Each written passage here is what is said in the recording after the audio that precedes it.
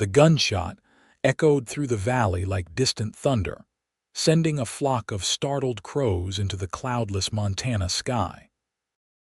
Francine Zachary clutched her leather-bound journal to her chest as she peered out the stage coach window, her breath forming small clouds against the glass in the early spring chill of 1878. The journey to Alpine had been long and arduous, but the promise of a new beginning as the town's schoolteacher filled her with determination, despite the growing unease in her stomach as the driver shouted and the horses suddenly picked up pace. "What's happening?" Francine called out, bracing herself against the jolting carriage. "Riders coming fast." The driver shouted back, his voice strained with fear. "Looks like trouble, miss." Francine's heart hammered against her ribs as she caught sight of 3 men on horseback approaching rapidly from the ridge, bandanas pulled up over their faces. At 22, she had heard tales of stagecoach robberies, but never imagined experiencing one herself. The Eastern boarding school, where she had taught previously, seemed impossibly far away now. The stagecoach rocked violently as the driver attempted to outrun the pursuers, but the road was rough, and the weight of the coach slowed their escape. A second gunshot cracked through the air, and Francine heard the driver cry out. The coach lurched sideways, nearly tipping as the horses veered off the road. "Stop the coach or the next bullet won't miss," a gruff voice commanded. When the stagecoach finally rolled to a halt, Francine squeezed her eyes shut, saying a silent prayer. The door was wrenched open, and she found herself staring into the cold eyes of a man whose lower face was concealed by a red bandana. "Well, what do we have here?" he drawled, reaching for her arm and roughly pulling her from the coach. "Looks like we got ourselves more than just the mail pouch today, boys. Please," Francine pleaded, trying to keep her voice steady. "I'm just the new schoolteacher. I have nothing valuable." The man laughed, his breath sour against her face. "A schoolteacher, huh? Educated woman like you might be worth something to someone." He turned to his companions. "Check the coach for valuables. We're taking her with us." "Luke, you sure that's wise?" one of the other men questioned, casting nervous glances down the road. "Shut up, Hank," Luke snapped. "I'm thinking we just found ourselves some insurance. Alpine's been getting too big for its britches lately. Having their precious new schoolteacher might make them more agreeable to our demands." Francine's blood ran cold as she realized these weren't ordinary bandits. They were planning something bigger.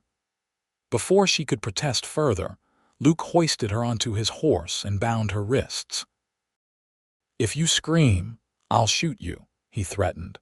Though Francine knew it was an empty threat if they wanted to use her as leverage, as they rode away, Francine caught a last glimpse of the wounded stagecoach driver attempting to stand. At least he was alive. Someone would find him, and word would reach Alpine about what had happened to her. She just had to stay alive until help came. The Outlaws rode hard for several hours, taking routes that seemed deliberately confusing, crossing streams multiple times to hide their tracks. By the time they arrived at a small, dilapidated cabin nestled deep in a pine forest, the sun was beginning to set, casting long shadows through the trees.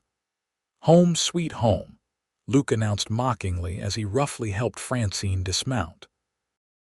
Her legs nearly buckled beneath her, stiff from the long ride. The cabin was crude but solid, with a stone fireplace and a single room divided by a tattered curtain. A layer of dust covered everything, suggesting it hadn't been used regularly. "This is one of our hideouts," Luke explained, seeming to enjoy her discomfort. "Nobody knows about it except us and now you, schoolteacher." "My name is Francine," she replied, lifting her chin despite her fear. "Francine Zachary, and people will come looking for me." "That's what we're counting on, Miss Zachary," the outlaw named Hank said quietly, removing his bandana to reveal a youthful face with a jagged scar running along his jawline. "But they won't find us here. Not until we want them to."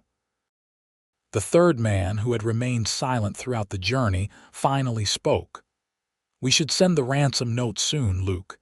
Get this over with." "Patience, Eddie," Luke replied, lighting a lantern. "Let's let them stew a bit first, make them good and worried before we make our demands." "What exactly do you want?" Francine asked, trying to understand her situation. Luke smirked. "Alpine's got a nice bank, and they've been mighty unwelcoming to me and my boys lately. Sheriff thinks he can run us out of the territory. This is our way of reminding him who really runs things around here." Francine was pushed onto a rickety chair while the men secured the cabin for the night. Hank, seemingly the youngest of the three, brought her a tin cup of water and loosened the bindings on her wrists enough to let her drink. "Thank you," she whispered, studying him. There was something different about him, a reluctance in his eyes that the others didn't share.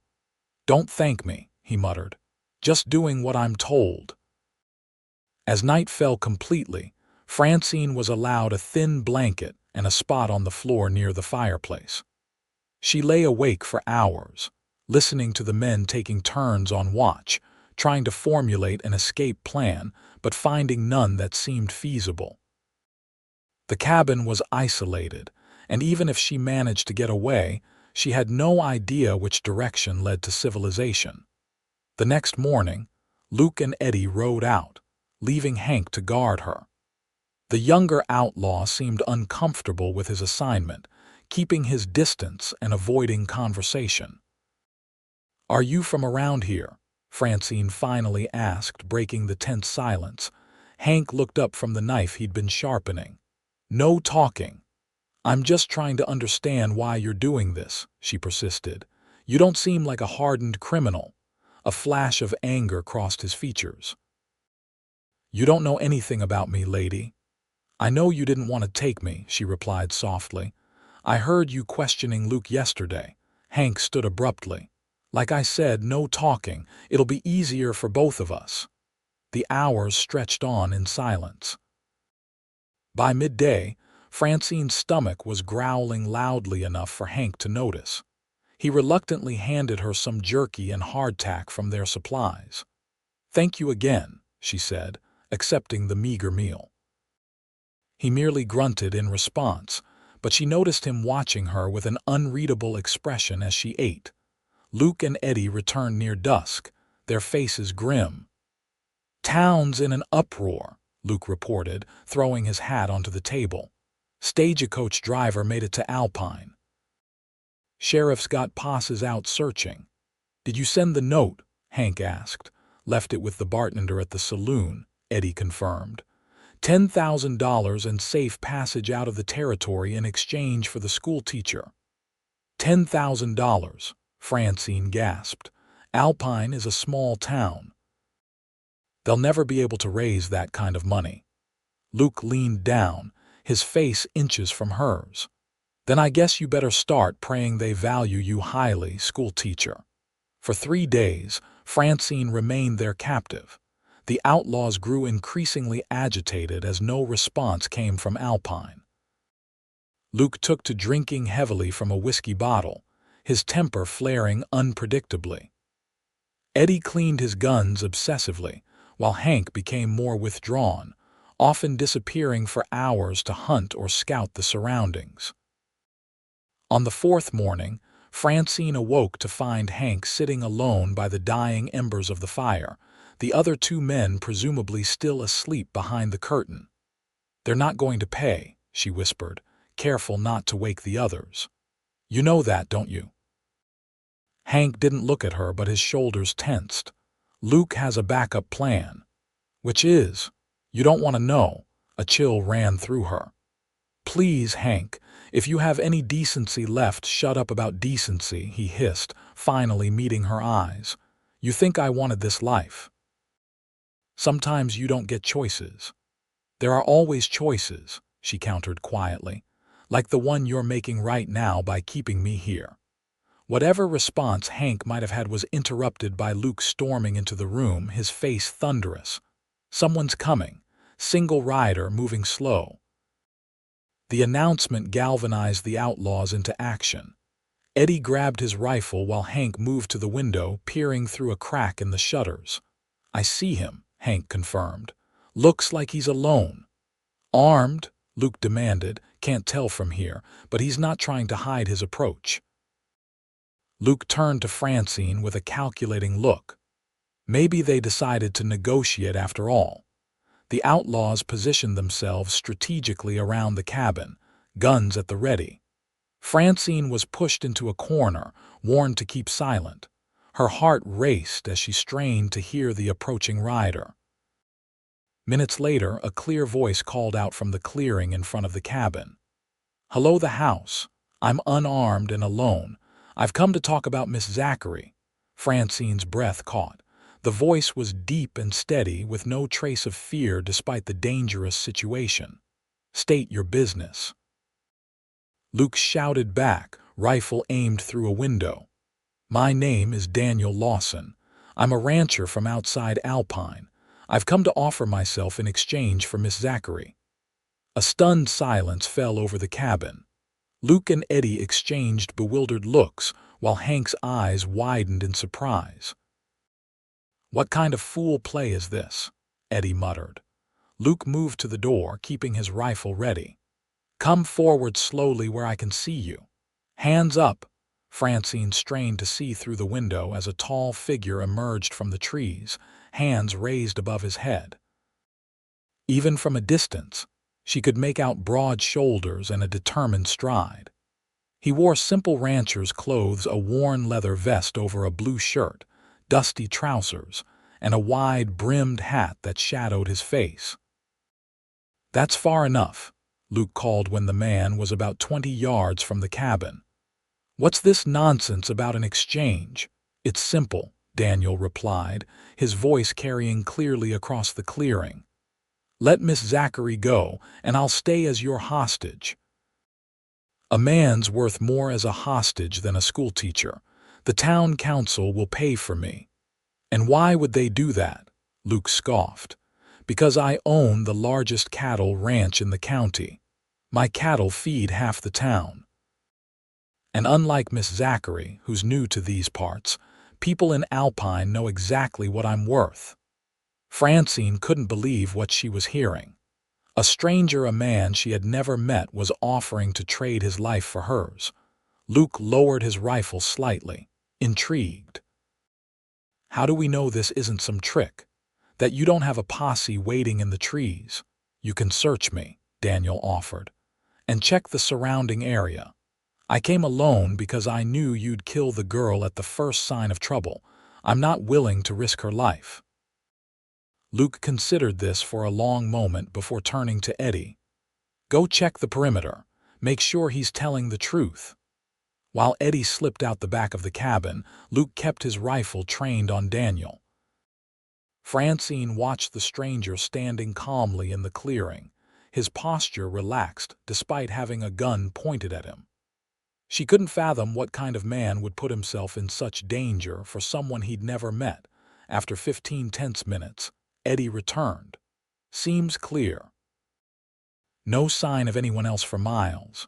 Luke lowered his rifle slightly. "All right, Lawson, we'll consider your offer, but first, let's hear why you're really doing this. Nobody sacrifices themselves for a stranger." "Alpine needs its schoolteacher," Daniel replied simply. "The children have been waiting months for proper education, and I know how to survive as a hostage better than a city woman would." Luke laughed harshly. "Noble sentiment. Come inside slowly. Any sudden moves and I'll shoot you where you stand." Daniel entered the cabin with measured steps, his eyes immediately finding Francine in the corner. Their gazes locked, and Francine felt an unexpected jolt of connection. His eyes were a clear, steady blue, filled with quiet reassurance rather than fear. "Miss Zachary," he greeted her with a slight nod. "Are you hurt?" "No," she replied, her voice barely above a whisper, "but you shouldn't be here. You can't do this." "I believe I can," he said calmly, turning back to Luke. "So do we have a deal?" Luke studied him suspiciously. "How do I know you're really who you say you are? That you're actually worth anything to Alpine?" Daniel reached slowly into his vest pocket, telegraphing his movements carefully. "May I?" When Luke nodded, he withdrew a folded document and handed it over. "Deed to my ranch. 2,000 acres and over 500 head of cattle. Ask anyone in Alpine about the Diamond L Ranch." Luke examined the document, then passed it to Eddie, who nodded confirmation. "Seems legitimate." "So what'll it be?" Daniel pressed. "The school teacher goes free, and you keep me until you get your money." Luke paced the small cabin, clearly weighing his options. "How do we know she won't bring the sheriff down on us the minute she's free?" "Give her until sundown tomorrow before you send your next ransom note," Daniel suggested. "That'll give her time to reach town, but not enough time to organize a proper rescue. By then, you'll be long gone from this cabin anyway, I expect." Francine watched in disbelief, as Luke seemed to be seriously considering the offer. "You can't be thinking of accepting this," she protested. "I won't leave you here with them." Daniel's gaze returned to her, something like admiration flickering in his eyes. "This isn't your choice to make, Miss Zachary. Alpine needs you more than it needs me right now." "He's right about one thing," Eddie interjected. "A rancher's worth more than a schoolteacher. The town will pay for him." Luke finally nodded.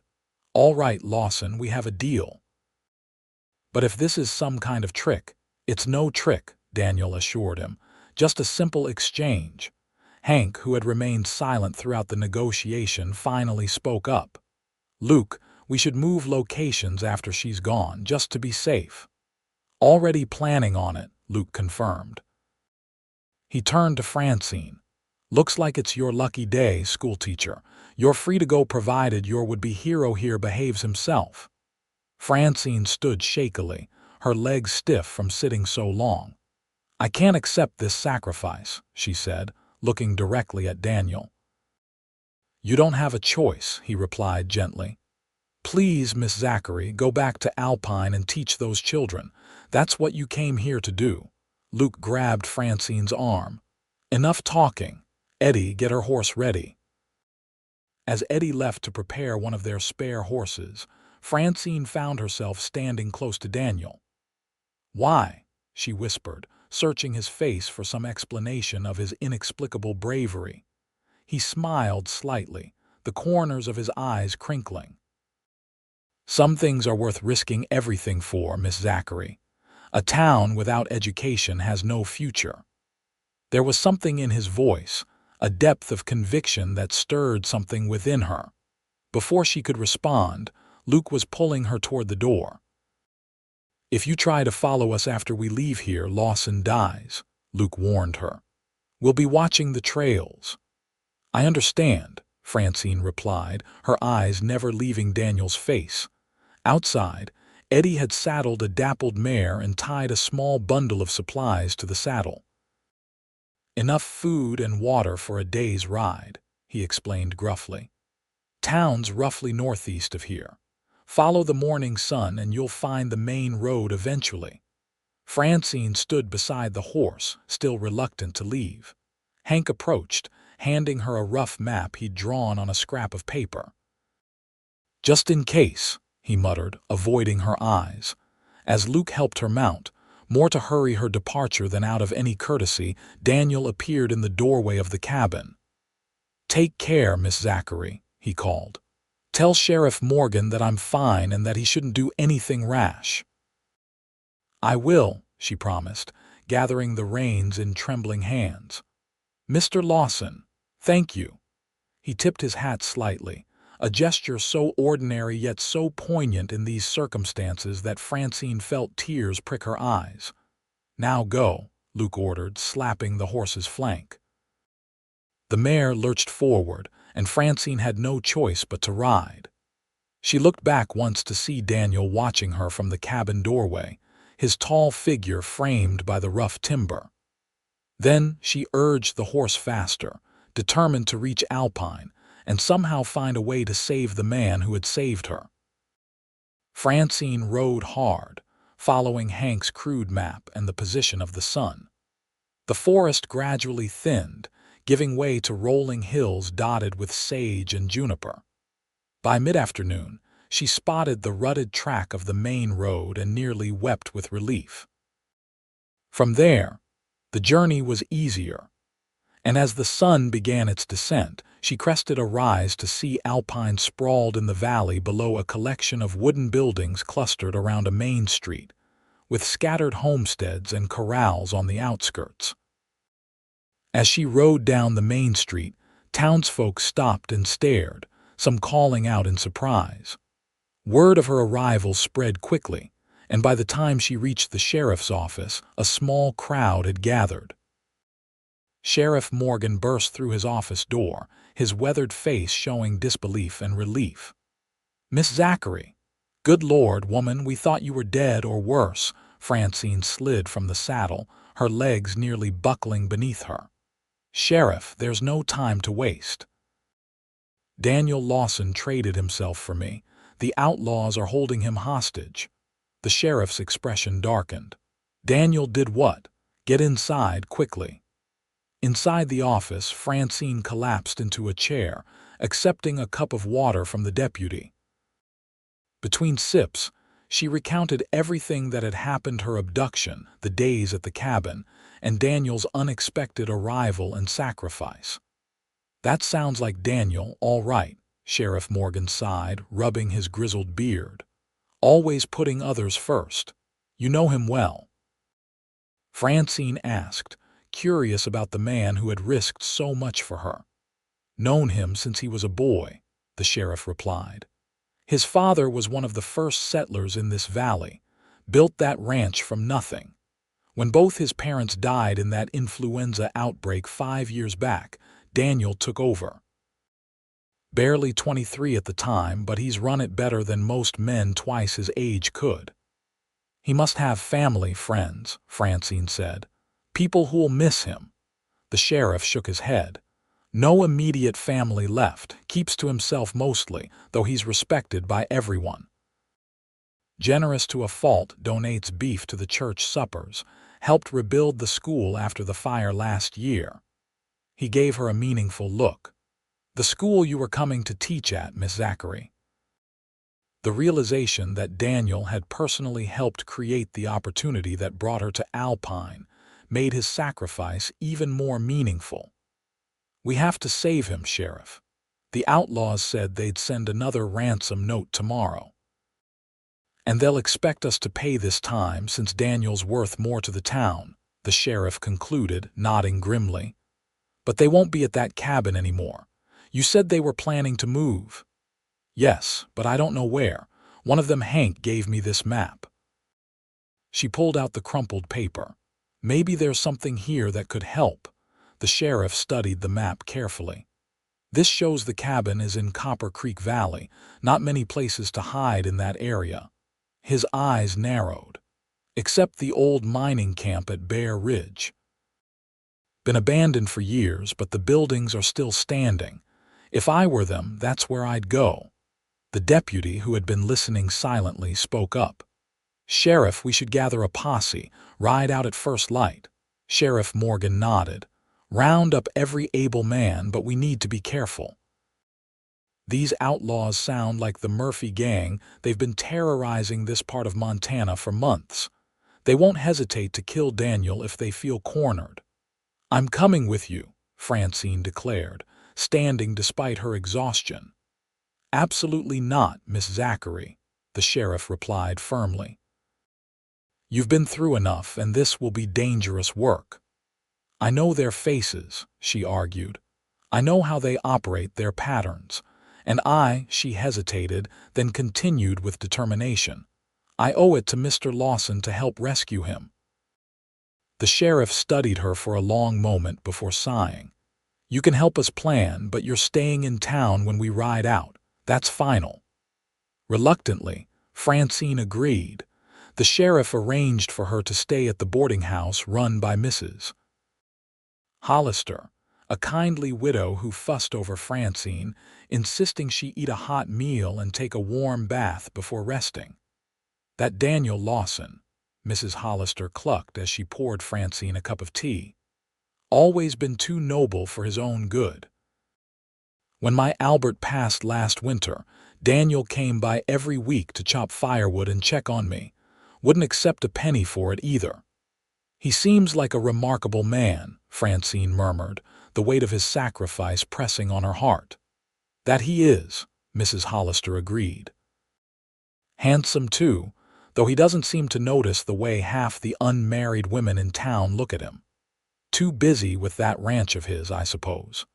Despite her exhaustion, Francine found sleep elusive that night. She kept seeing Daniel's steady blue eyes, hearing his calm voice as he offered himself in her place. Why would a man do something so selfless for a stranger? The question haunted her as she finally drifted into an uneasy slumber. She awoke before dawn, determined to join the planning session at the sheriff's office despite his objections. When she arrived, she found the office already busy with activity. A dozen men were gathered examining maps spread across the sheriff's desk. "Miss Zachary," Sheriff Morgan acknowledged her with a nod. "Since you're here, perhaps you could describe the Outlaws again. Any details might help." Francine provided as much information as she could remember: Luke's volatile temperament, Eddie's quiet menace, and Hank's apparent reluctance. She sketched rough likenesses of each man, which the sheriff distributed to the posse members. "We ride in 1 hour," he announced. "Remember, our priority is getting Daniel out alive. These men are dangerous, so no heroics." As the men dispersed to prepare, Francine approached the sheriff. "I've been thinking about what you said yesterday, about the old mining camp. It made me remember something. The night before Daniel arrived, I overheard Luke mentioning a fallback position near an old mine.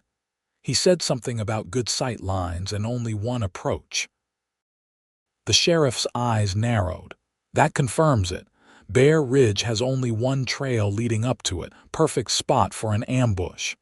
He studied Francine thoughtfully. "You have a good memory, Miss Zachary. That information could save lives." "Then let me come with you," she pressed. "I'll stay back from any fighting, but I might notice something important." Before the sheriff could refuse again, the door opened and Mrs. Hollister bustled in with a basket of food for the posse. She took in the scene and fixed the sheriff with a stern look. "Morgan, you let this girl go with you." "Mary, this is no place for nonsense," Mrs. Hollister interrupted. "She knows those outlaws better than any of you, and besides," she added with a knowing look at Francine, "she's got more reason than most to see Daniel brought home safe." Francine felt her cheeks warm at the implication, but she didn't contradict the older woman. If Mrs. Hollister's assumption helped her case, so be it. The sheriff threw up his hands in defeat. "Fine, but you stay with the rear guard, understand? At the first sign of trouble, you head back to town with whoever I assign to protect you." "I understand," Francine agreed quickly. An hour later, Francine found herself riding alongside the posse, wearing borrowed men's trousers under her skirt for easier riding and a thick jacket against the morning chill. The sheriff had assigned her to ride with his deputy, a young man named Tom, who seemed more nervous about escorting her than about facing outlaws. The journey to Bear Ridge took most of the day. As they approached the foothills, Sheriff Morgan signaled for the group to stop.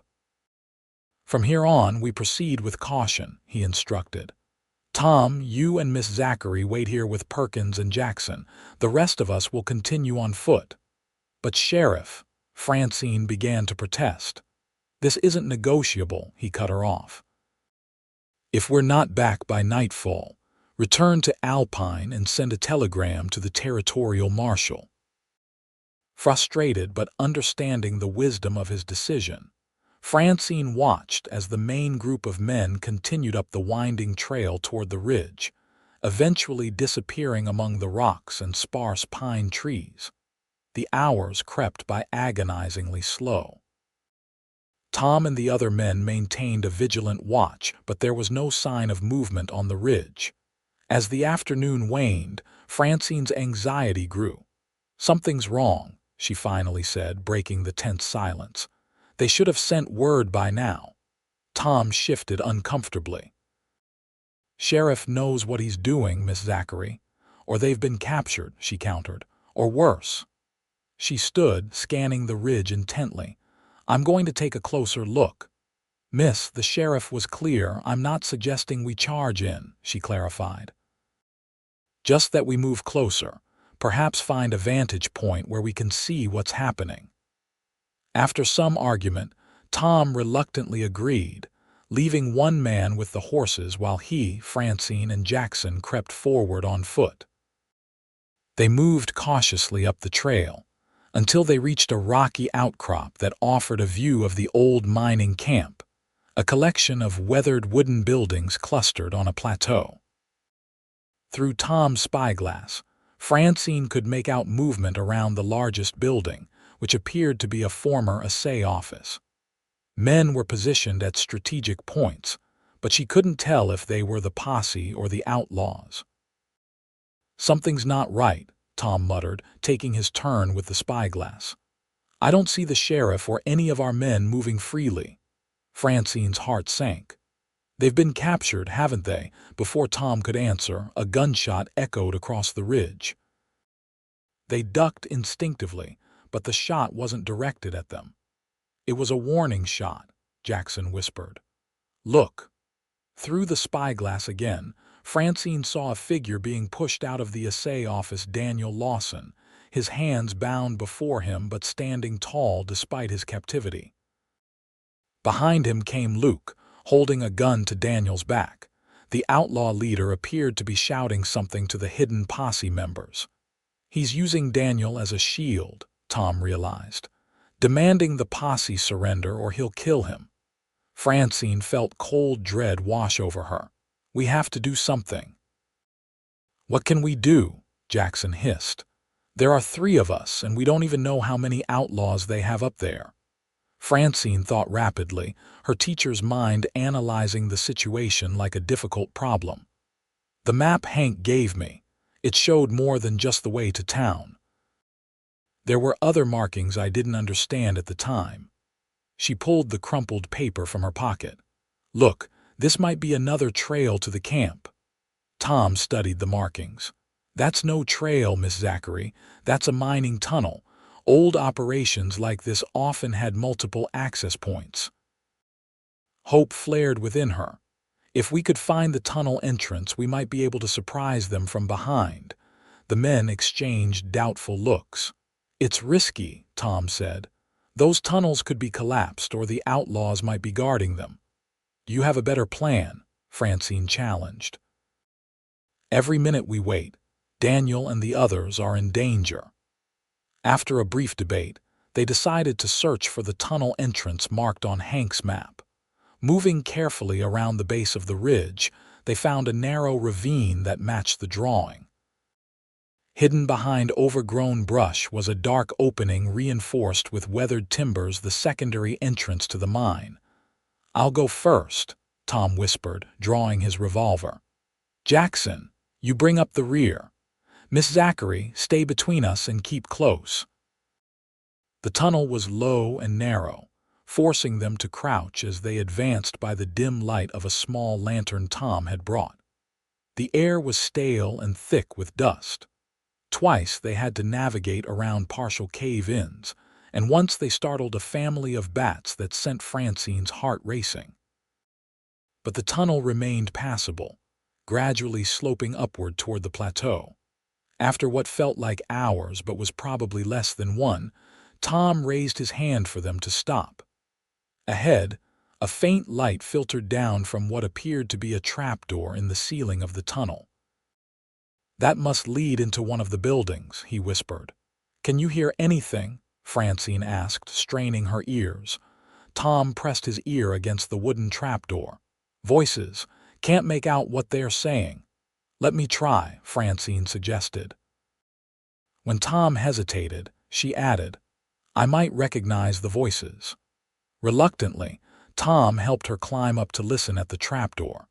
As she pressed her ear to the rough wood, she could distinguish multiple voices engaged in a heated argument. "We should just kill them all and be done with it," came Eddie's distinctive growl. "And have every lawman in the territory hunting us," Luke's voice replied. "No, we stick to the plan. Use the rancher as leverage to get our money, then disappear." "The posse is not going to wait forever," a third voice Hanks pointed out. "And that schoolteacher's probably told them everything about us by now." "Shut up about the schoolteacher," Luke snapped. "You've been soft on her from the start." "I just didn't think taking a woman hostage was smart," Hank defended himself. "And look where it got us, surrounded by a posse." "They won't make a move as long as we have Lawson," Luke insisted. "He's too important to them." Francine climbed down carefully to report what she'd heard. "Daniel and the sheriff must be held elsewhere," she concluded. "But all 3 outlaws are in the room above us." Tom considered this information. "If we can neutralize those 3, we might be able to free the others before any additional gang members realize what's happening." "How many more outlaws did you see when you were captive?" Jackson asked Francine. "Just these 3, she replied. "But Luke mentioned others who sometimes ride with them. I don't know if they've joined up since." Tom made a quick decision. "We need to create a diversion." "Jackson, go back and tell Perkins what's happening. Have him create some kind of distraction on the far side of the camp. Meanwhile, Miss Zachary and I will try to locate the sheriff and the others." "I should be the one to go through the trapdoor," Francine suggested, earning shocked looks from both men. "Hear me out. If Hank sees me, he might hesitate. He was the kindest of the 3 and he helped me escape. I think he might be having second thoughts about this whole situation." "Absolutely not," Tom began, but Francine interrupted. "We don't have time to argue. Every minute we delay puts Daniel in more danger." After further discussion, they settled on a compromise. Jackson would return for help, while Tom would go through the trapdoor first, with Francine following only when he deemed it safe. They waited until Jackson had retreated down the tunnel before Tom carefully tested the trapdoor. It was heavy but unlatched. He eased it open just enough to peek through. "It leads to some kind of storage room," he whispered. "Empty except for some crates. The voices are coming from the next room." With painstaking slowness, Tom pushed the trapdoor fully open and pulled himself up into the storage room. He reached down to help Francine up, then gestured for her to stay behind him as they crept toward the door separating them from the outlaws. The door was ajar, allowing them to see into a larger room where Luke, Eddie, and Hank were arguing around a rough wooden table. Maps and papers were spread before them, and all 3 had weapons within easy reach. Tom signaled that they should wait for Jackson's diversion before making their move. Minutes crawled by, each second stretching Francine's nerves tighter. Finally, a commotion erupted from the far side of the camp, shouts and the sound of breaking glass. "What the hell was that?" Luke demanded, reaching for his gun. "Probably a deer got into the old supply shed again," Eddie suggested, though he too had risen to his feet. "Check it out," Luke ordered Hank, "and make sure our guests are still secure." As Hank moved toward the door, Tom tensed, ready to act. The moment Hank opened the door to the outside, Tom burst from their hiding place, his gun leveled at Luke. "Don't move," he commanded. "Sheriff's deputy." Hands in the air. The element of surprise worked in their favor. Luke and Eddie froze momentarily, their hands hovering above their weapons. But the advantage was short-lived. Eddie dove for his gun while Luke flipped the heavy table for cover. Gunfire erupted in the confined space. Francine pressed herself against the wall, heart pounding as Tom exchanged shots with the outlaws. Through the chaos, she glimpsed Hank standing in the doorway, his expression conflicted as he observed the scene. Their eyes met across the room, and in that moment of connection, Francine made a desperate appeal. "Hank, help us. This isn't who you are." Time seemed to suspend as Hank's hand hovered over his holster. Then, in a fluid motion that took everyone by surprise, he drew his gun and pointed it at Luke. "Drop it, Luke," he commanded, his young voice suddenly firm. "It's over." Luke's face contorted with rage. "You treacherous little—" His words were cut short as Eddie, seeing an opening, fired at Tom. The deputy went down with a cry, clutching his shoulder. In the ensuing chaos, Francine acted on instinct, diving for Tom's fallen weapon. Her fingers closed around the revolver just as Luke turned his aim toward her. Before he could fire, another shot rang out. Hank had made his choice. Luke staggered backward, a look of disbelief crossing his features as he collapsed. Eddie, realizing he was outnumbered, threw down his weapon. "Don't shoot. I surrender." The skirmish had lasted less than a minute, but to Francine, it had felt like hours. She kept the revolver trained on Eddie as Hank quickly bound his former partner's hands. "Where are they keeping the others?" she demanded, surprised by the steadiness of her own voice. "Old Foreman's office," Hank replied, avoiding her eyes as if ashamed. "Follow me." With Eddie secured, they hurried across the camp, passing several dilapidated structures before reaching a solid building with a padlocked door. Hank produced a key from his pocket and unlocked it. Inside, they found Sheriff Morgan and 3 of his men tied to chairs, with Daniel bound separately in the corner. All were alive but showed signs of rough treatment. "Miss Zachary," the sheriff exclaimed, his voice hoarse with disbelief. "What in God's name are you doing here?" "Saving your lives, apparently," she replied with more confidence than she felt as she moved to untie Daniel. His blue eyes met hers with a mixture of concern and admiration. "You should be in Alpine," he said softly as she worked on his bindings.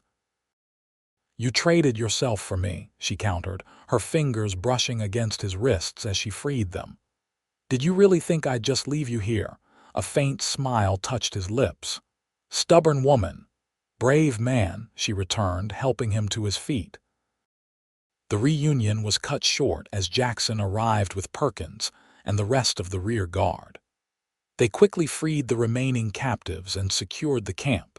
Confirming that there were no other gang members present, Luke had been bluffing about having more men. With Tom's wound bandaged and Eddie and the fatally wounded Luke secured, they prepared to return to Alpine. The sheriff approached Hank, who stood apart from the others, clearly uncertain of his fate. "You switched sides at a convenient time, son," Sheriff Morgan remarked, studying the young outlaw. "He saved our lives," Francine interjected, stepping forward. "He helped me escape the first time too, giving me a map with the tunnel marked on it. I think he's been looking for a way out of this life." Hank looked up in surprise at her defense. "I never wanted anyone to get hurt," he admitted quietly. "Joined up with Luke after my family lost our farm, didn't see any other options." The sheriff considered this. "There are always options besides crime, son. But helping bring in the Murphy gang will count in your favor with the judge. Can't promise anything, but I'll put in a good word." As they prepared to leave the mining camp, Daniel sought out Francine. Despite his ordeal, he moved with a natural grace that drew her eye. "I hear you're the mastermind behind this rescue," he said, falling into step beside her. "Not exactly what I expected from Alpine's new schoolteacher." "What did you expect?" she asked, curious despite the circumstances. "Honestly, I'm not sure, but not someone who'd track down outlaws to a mining camp and stage a rescue." His expression grew serious. "That was incredibly brave and foolish," says the man who traded himself for a woman he'd never met, she countered. Daniel's eyes crinkled at the corners. "Touché, Miss Zachary." "Francine," she corrected him. "After all this, I think you can use my given name." "Francine," he repeated, the name sounding different in his deep voice. "And I'm Daniel." They rode back to Alpine side by side, their conversation flowing surprisingly easily despite their short acquaintance and the extraordinary circumstances of their meeting. Daniel told her about his ranch, his struggles and triumphs since taking over after his parents' death. Francine shared stories of her teaching in the East, her dreams of bringing education to the frontier. By the time Alpine came into view in the valley below, Francine felt as though she'd known Daniel Lawson for years rather than days. There was an ease between them, a natural understanding that transcended their brief acquaintance. Their return to town created quite a stir. Despite the late hour, townsfolk poured into the street to welcome the posse home and catch a glimpse of the captured outlaws. Mrs. Hollister bustled out of the boarding house, enveloping Francine in a tight hug before turning her attention to Daniel. "Daniel Lawson, you foolish, noble man," she scolded, though her eyes were damp with emotion. "Trading yourself for our schoolteacher. What were you thinking?" "That Alpine needed Miss Zachary more than it needed me," he replied with a slight smile. "Well, we need you both," Mrs. Hollister declared firmly. "Now come inside, all of you. I've got stew on the stove and you look half-starved." The following days were busy ones in Alpine. The captured outlaws were held in the town jail awaiting the circuit judge's arrival. Tom's wound was healing well under the doctor's care, and Francine finally assumed her duties as schoolteacher, greeting her eager pupils in the freshly painted schoolhouse. Daniel returned to his ranch outside town, but he made regular appearances in Alpine, often timing his visits to coincide with the end of the school day. A week after their return, he was waiting outside the schoolhouse when Francine dismissed her students. "Mr. Lawson," she greeted him, pleasure warming her voice despite her attempt at formality. "What brings you to town today?" "You do, Miss Zachary," he replied, his directness catching her off guard. "I thought perhaps you might like to see the ranch. It's a fine day for a ride." Francine hesitated only briefly before accepting. She had been curious about Diamond L Ranch since hearing the sheriff speak of it, and if she was honest with herself, she was even more curious about its owner. The ranch was everything Daniel had described, and more a sprawling operation with well-constructed buildings, lush pastures, and impressive herds of cattle. But it was the main house that truly surprised Francine.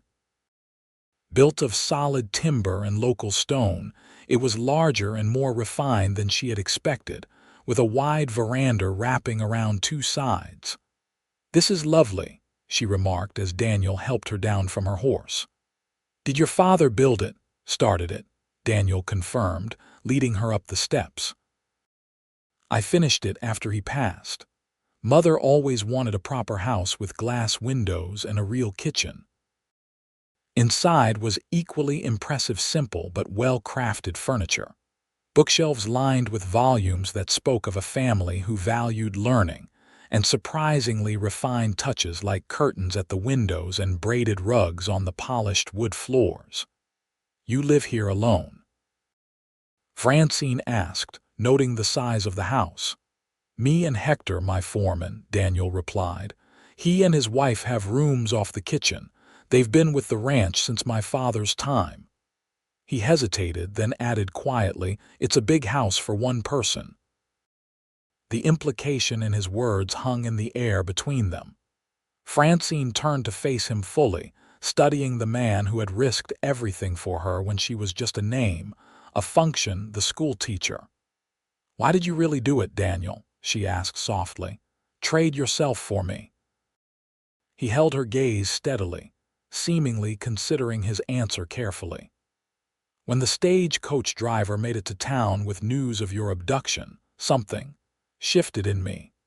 I couldn't bear the thought of someone coming to Alpine with hopes and dreams, only to have them shattered by violence.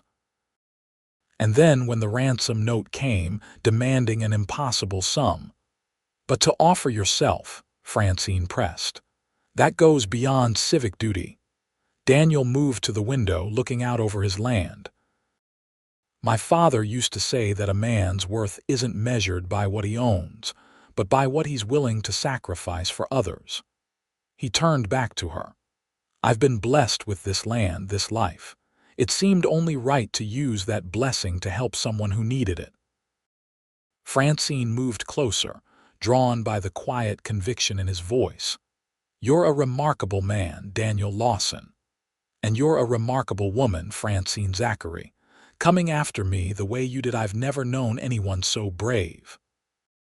Their courtship began that day, though neither named it as such immediately. Daniel found reasons to visit Alpine several times a week, often staying to walk Francine home from school or escort her to church on Sundays. Francine, for her part, accepted invitations to Sunday dinners at the ranch, where she met Hector and his wife Maria, who clearly approved of her presence in Daniel's home. The circuit judge came and went, sentencing Eddie to 20 years in the territorial prison. Hank received a lighter sentence of 5 years, with the possibility of early release for good behavior, thanks to testimonies from Francine and the sheriff about his role in their rescue.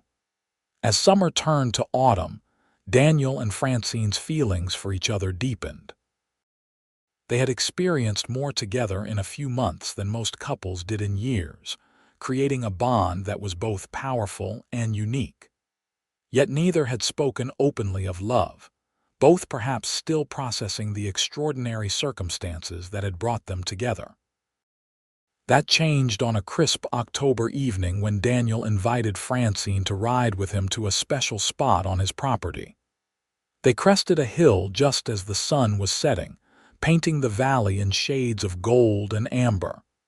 "This is breathtaking," Francine exclaimed, gazing out over the vista.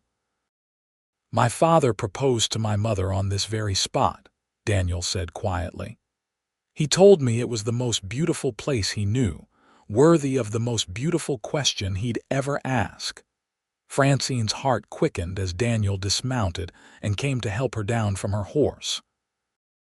Instead of releasing her waist after she was safely on the ground, he held her gently, his eyes searching hers. "Francine," he began, his voice deeper than usual. "I know our beginning was unusual. Most couples meet at a church social or a town dance, not during a hostage exchange." Despite the seriousness of the moment, Francine couldn't help but laugh softly.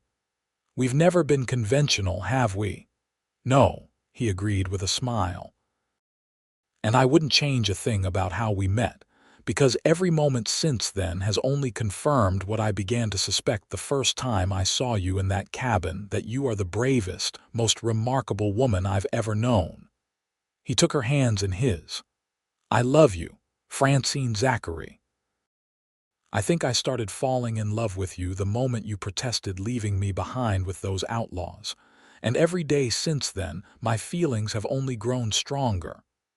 Tears welled in Francine's eyes. "Daniel, you don't need to answer right away," he assured her quickly. "I know this might seem sudden. It's not sudden at all," she interrupted, squeezing his hands. "After what we've been through together, I feel as though I've known you for years. And I love you too. I think I realized it during that rescue when I was more afraid for your safety than my own." The joy that spread across Daniel's face was like sunrise breaking over the mountains. He pulled her gently into his arms, and their first kiss was tender and sweet, a promise of the future they both now envisioned. When they finally parted, Daniel reached into his pocket and withdrew a small velvet pouch. "This was my mother's," he said, opening it to reveal a delicate gold ring set with a modest diamond flanked by two small sapphires. "I had it sized for you in Bozeman last month." Perhaps that was presumptuous of me. Perhaps it was confidence, Francine suggested, her eyes shining. "Ask me, Daniel." He took a deep breath, then dropped to one knee, still holding her hand. "Francine Zachary, will you do me the extraordinary honor of becoming my wife?" "Yes," she answered without hesitation. "With all my heart, yes." The ring slid perfectly onto her finger as if it had been made for her all along. As Daniel rose and gathered her in his arms again, Francine felt a sense of rightness, of coming home in a way she had never experienced before. They were married in the Alpine church, just before Christmas, with the entire town turning out for the celebration. Sheriff Morgan gave the bride away, and Mrs. Hollister wept openly throughout the ceremony. Even Hank was allowed to attend under guard, his genuine happiness for the couple evident in his face. Spring found them settled comfortably into life on the Diamond L Ranch. Francine continued teaching at the Alpine school. Riding back and forth each day on a gentle mare Daniel had given her as a wedding gift. In the evenings, they would sit on the veranda, talking about their days, making plans for the future, and marveling at the extraordinary chain of events that had brought them together. "Do you ever think about how different our lives might have been if the Murphy gang hadn't stopped your stagecoach that day?" Daniel asked one evening as they watched the sunset. Francine considered this as she leaned against his shoulder. "I think some things are meant to be, regardless of the path. Perhaps we would have met at church, or you would have come to a school function." "I like to think so," he agreed, kissing the top of her head. "But I'm grateful for the path we did take, difficult as it was. It showed me your courage and your heart before I even knew your favorite color or how you take your coffee. And it showed me the kind of man you are, one who would sacrifice everything for a stranger," she replied, turning to look up at him. "How could I not fall in love with that man?" As twilight deepened into night, they remained on the veranda, wrapped in each other's arms and the quiet certainty of their love, a love forged in danger, but built to last through all the peaceful days that stretched before them. The unlikely circumstances of their meeting had given them a rare gift, the knowledge, right from the start, of the depth of character and courage they each possessed. "I have some news," Francine said softly as the first stars appeared in the darkening sky. "Dr. Bennett confirmed it yesterday. We're going to have a baby in the autumn." Daniel went still beside her, then turned to look into her eyes, his own shining with wonder. "A baby, you're certain?" She nodded, smiling at his awestruck expression. "Quite certain. How do you feel about becoming a father?" His answer was to pull her into his arms, his kiss conveying all the joy and love words couldn't express. When he finally drew back, he laid a gentle hand over her still flat stomach. "I feel like the luckiest man in Montana," he said, his voice thick with emotion. "And I promise you both I will always protect you, just as you once came to protect me." "We'll protect each other," Francine corrected him, covering his hand with her own. "That's what we do." In the years that followed, the Lawson family thrived. Their first child, a son they named James after Daniel's father, arrived on a golden September day. 2 years later, a daughter, Elizabeth, joined the family, followed by another son, Michael, 3 years after that. The Diamond L Ranch prospered under Daniel's management, becoming one of the most successful operations in the county. Francine eventually gave up her position at the schoolhouse after Elizabeth was born, but she never stopped teaching. She established a small school on the ranch for her own children and those of the ranch hands, ensuring that education remained a priority even on the frontier. The Murphy gang became a distant memory as Alpine grew and prospered. Hank, true to his early promise of redemption, served only 4 years of his sentence before being released. With Daniel's help, he found honest work on a neighboring ranch, eventually saving enough to buy a small property of his own. On the 10th anniversary of their meeting, Daniel surprised Francine with a special gift, a journal bound in soft leather, with her initials stamped in gold on the cover. "I thought you might want to write our story," he explained as she ran her fingers over the fine craftsmanship. "Not just for our children, but for those who come after. It's a rather remarkable tale after all." "It is indeed," Francine agreed, deeply touched by the thoughtfulness of the gift, "though I'm not sure anyone would believe it if they read it." "Truth is often stranger than fiction," Daniel quoted with a smile. "And our truth is the best story I know." That night, after the children were asleep, Francine sat at her writing desk and opened the journal to its first blank page. She dipped her pen in ink and began to write. It began with a gunshot and a stagecoach robbery in the spring of 1878. "I was 22 years old and on my way to Alpine, Montana, to become the town's new schoolteacher. I could never have imagined that being taken hostage by outlaws would lead me to the greatest love of my life, a brave, selfless rancher named Daniel Lawson, who traded himself for a woman he had never met." As she wrote deep into the night, capturing their extraordinary beginning and the beautiful life that had grown from it, Francine felt overwhelming gratitude for the strange twists of fate that had brought her to this moment. What had begun in fear and danger had blossomed into a life richer and more fulfilling than she could have ever dreamed, a testament to the power of courage, sacrifice, and a love that had been worth every risk.